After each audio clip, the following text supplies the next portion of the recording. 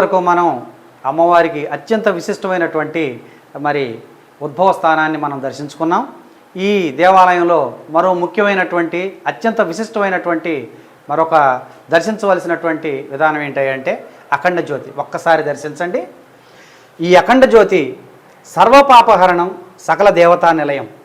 మరి ఈ అఖండ జ్యోతిని అమ్మవారి అనుగ్రహ శాసనాలతో 2012వ సంవత్సరంలో మరి ఈ అఖండ జ్యోతిని ప్రారంభించడం జరిగింది.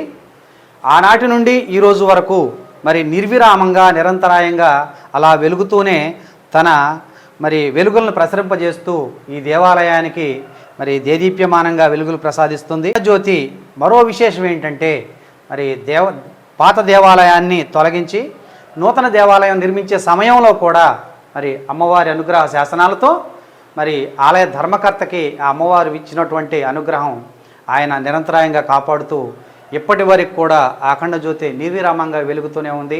ఒక్కసారి ఈ అఖండ జ్యోతిని దర్శించండి. సకల దేవతామూర్తులు కొలువైనటువంటి ఈ అఖండ జ్యోతిని దర్శించినట్టయితే సకల దేవతలని దర్శించినటువంటి మహాపుణ్యం, అలాగే సర్వ పాపహరణం. కాబట్టి మరి విశేషమైనటువంటి అత్యంత విశిష్టమైనటువంటి అఖండ జ్యోతిని దర్శించండి. అమ్మవారి దివ్య అనుగ్రహానికి పాత్రలు కావాల్సిందిగా మరీ వేడుకుంటూ జై బంగారు తల్లి, జై జై వల్లూరమ్మ తల్లి, బంగారు తల్లి పాహిమాం, వల్లూరమ్మ తల్లి రక్షమాం, జై బంగారు తల్లి.